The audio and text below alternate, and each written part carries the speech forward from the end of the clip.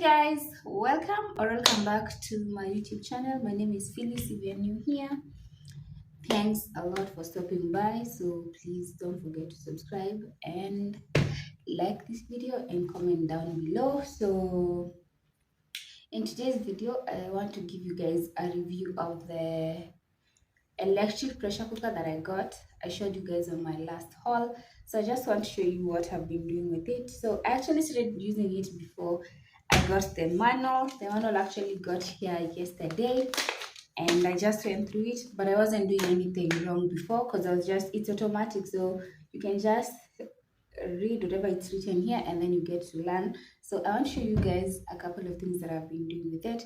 So before I actually got this and whatever, I was going through YouTube videos. They weren't like really detailed, so that's why I ended up doing my own things. But I want us to start with, what are they called, with sweet potatoes. I want us to boil the sweet potatoes together because that's what I want to have right now for breakfast. So yeah.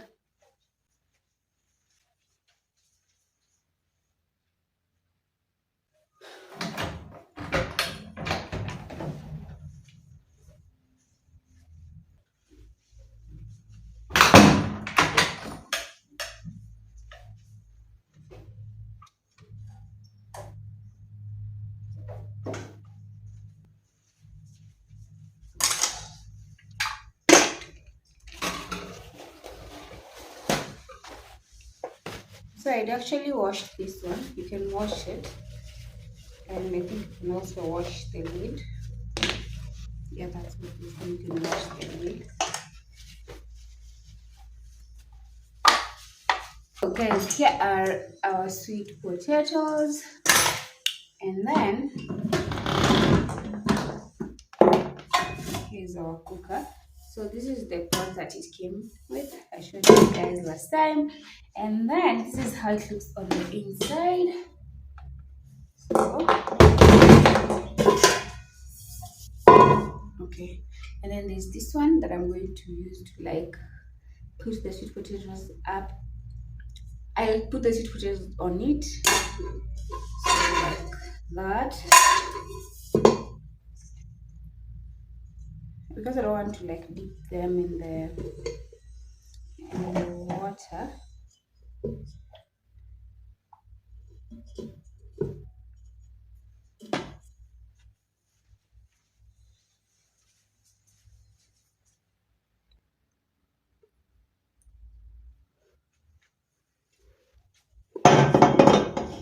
So that's how it looks, guys. The next thing I'll do, I'll put just a bit of water, just a bit, go to the, okay.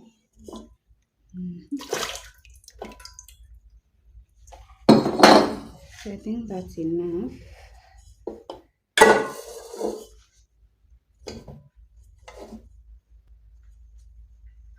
This one is a bit too big. I don't know if it's okay. And then we put it up there. Okay, let me add a little bit of water.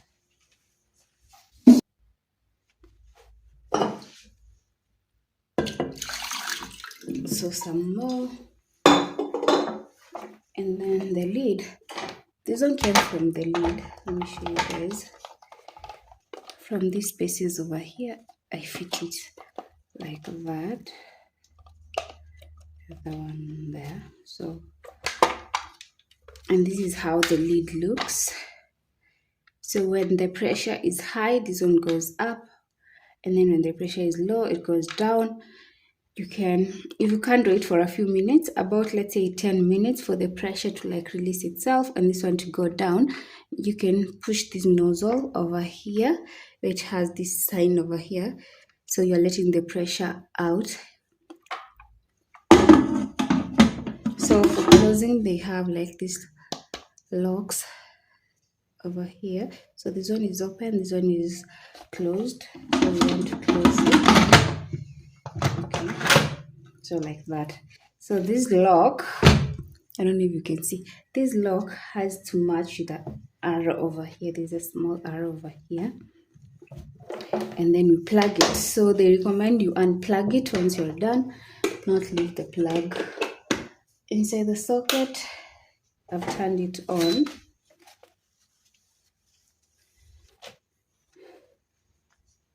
Let me show you guys up close. So I have turned it on, and these are the options that we have. You can see we have like almost everything. So for us, we just want to use the option of steam. Yeah, I think that's better because I don't see another one over here. Broth, beans. So we're using the steam one.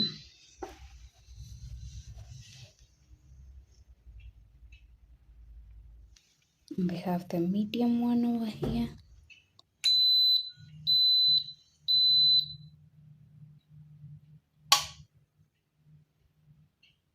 Okay, so it does this, and then after a while it starts counting, and there's that sound that happens before it starts cooking, so it's normal. Anyway, so I'll tell you guys how many minutes like they chose for me over here, because I've actually never used the steam one. So yeah, I'll come back and tell you guys. So after around, let's say 20 or 15 minutes, I'm not sure because I wasn't like really counting, I lost track. And the only reason that I realized they were done is when I had the beep, because when it's done it makes a sound which I actually really love, because it's just like an oven. Also, I have to be safe with that pressure nozzle. I always turn it because I don't want to have like any accidents with this stuff. This is dangerous, guys.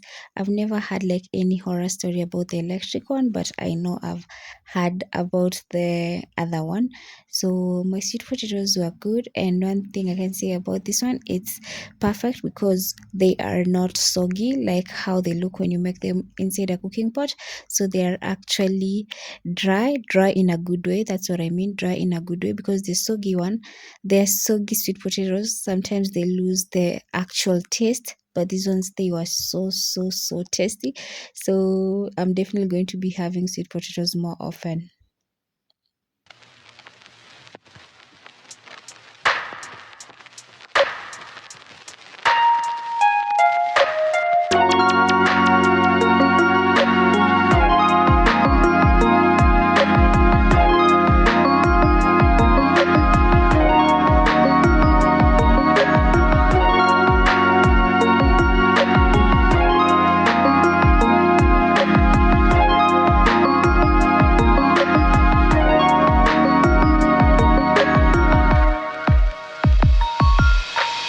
So after that, I just cleaned the non-stick pot because it was now time to make the beans. So over here, I was just showing you the mark sign, because they have a sign over there that says you shouldn't, like, water shouldn't go past that, especially if you're making stuff like beans, because they form up and you don't want like the pot to be overfilled.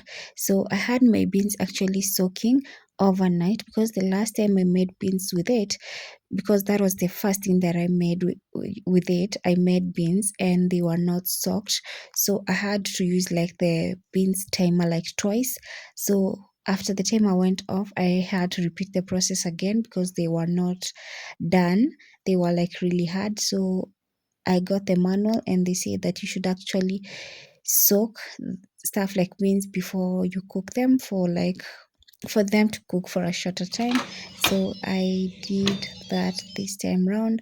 And for the beans, I think the beans go for around, let's say, 40 minutes, but I ended up adding a few more minutes because they were not like really ready. So let's say I cooked the beans for 1 hour. Yeah, I cooked the beans for 1 hour, and they turned out like really good. So these are the, what do they call it? I think nyayo. Yeah, nyayo beans. So I just pressed on them to make sure they were ready and they were good to go.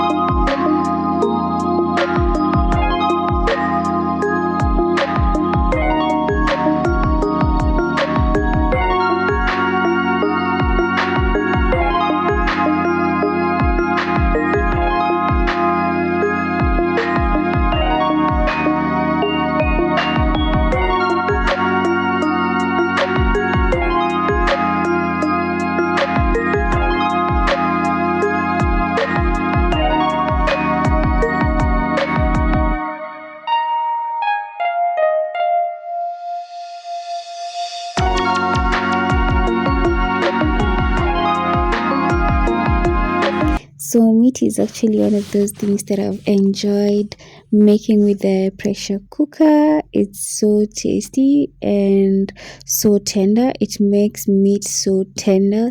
So you don't have to keep like checking on your meat if it's forming up or whatever. You just put in the timer, lock it in, and just go relax. So for the meat, I just used 2 red onions, ginger. I love how ginger tastes in meat, and I put a pinch of salt, and then I just use the meat option. Yeah, there's a, I don't know how to call it, but yeah, you can just press the meat option that's written over there, and meat doesn't even take that long. I don't know if it's 30 or 40 minutes and it's done. So we were having the meat with some veggies, and for today we were having spinach. Everyone else in the house loves spinach. They love green veggies, but I personally don't. I prefer the traditional ones, the managu and kunde ones, terere, whatever. But this one and kale, I'm not a big fan of. So I usually just eat it because it's healthy and nothing else. And by eating it, I mean like swallowing it really, really fast. Or sometimes I'll just blend them. I don't like them at all. So today I was the one doing this myself. I was sorting them out myself. So what we usually do is during the rain season, I don't get pre-cut vegetables. I don't get ready vegetables. I'll cut them by myself. And the reason I do this is because most of the times when I get these vegetables and I check inside, like the cabbage and stuff, last time I found a slug. I don't know if it's a slug or a snail. The small ones, the small slimy ones. I found one inside a cabbage, and it just hit me. Like, if you get them from the market, you're not sure if it's going to be well prepped. And I also found an earthworm, a small atom inside a spinach. So I'm really, really keen with this because I don't want to be eating something that I'm not sure what's inside it. So to just avoid the snails and the earthworms, I would rather do this myself, as much as I hate it, because this is actually safer. And so yeah, I'm prepping them, cleaning them very thoroughly, and going to cut them.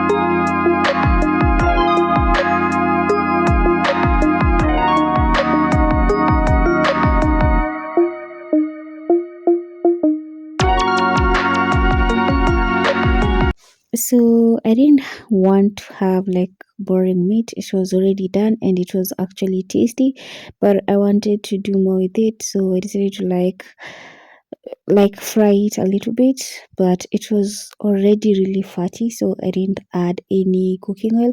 So I just used the saute option. That one goes for around 20 minutes, and I just kept turning it. With this one, you don't really have to like use the lid. That's what I've noticed. So it was just open, and I just kept turning the meat until each and every side was brown.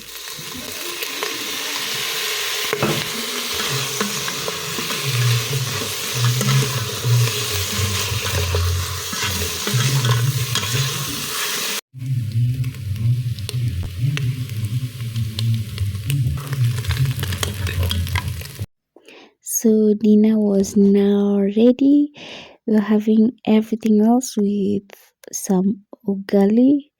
So yeah, I served everything, and this meat was so tasty. I'm not even kidding you guys, because it was tender. It was, what can I say? It was tender, it was tasty, and all the juices were still there. So it wasn't even dry. My son really liked it. So yeah, it was a good meal. So this is another day, and on this day we were making pork loin. So this has actually become a favorite in this house. Yeah, we're big fans of pork. So I'm sorry if you don't eat pork. So I first decided to like use the saute option. I wanted to brown them on each side, so that's what I did. So for the 20 minutes I spent that just turning them each and every side, because you know you're going to put some water, because how this thing works is you need water for pressure. So I actually decided to close the lid so that it can do its work while it's closed, because there was a lot of splattering when this was happening, and I'm afraid of being burnt by cooking oil. So as you can see, that's what the cooking oil was doing.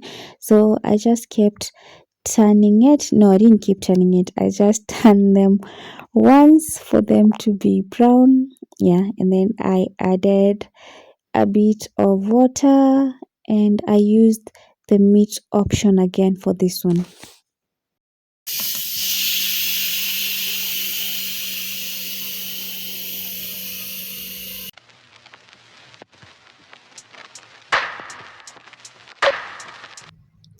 So after using the saute function, I think I told you guys already that I was using the meat function for this one. So I just added a bit of soy sauce, because I had already put soy sauce earlier when I was marinating it. So I used soy sauce, and it had black pepper in it, which made it more tastier. Oh my god, this was really tasty and soft. I insist on the soft part, soft on the inside. Yeah, really tender.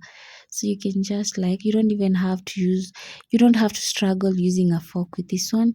It's very easy to cut through. So my son didn't eat these ones because I put a lot of black pepper, because I love black pepper, and I knew I wasn't going to give them to my son, because I wanted my son to have fish fillet, and I made it inside the electric cooker as well. Anyway guys, I hope you've enjoyed today's video. If you have, please don't forget to give it a like, and don't forget to subscribe. And what else guys? So the cooker was going for 11,995 Kenyan shillings, in case you want to save up for it, or if you have like income already, pesa aina kazi, you can run for it. Yeah, it's amazing and I love it. So I hope you enjoyed this review. Yes, and guys, don't forget to give this video a thumbs up again. So I'll see you guys on my next video. I don't know if it's going to be next week, or I'm not sure if I'm going to post a video this week, maybe on Saturday, I don't know, but I will try to edit. I have a video, I just need editing. So bye guys, and I love you a lot.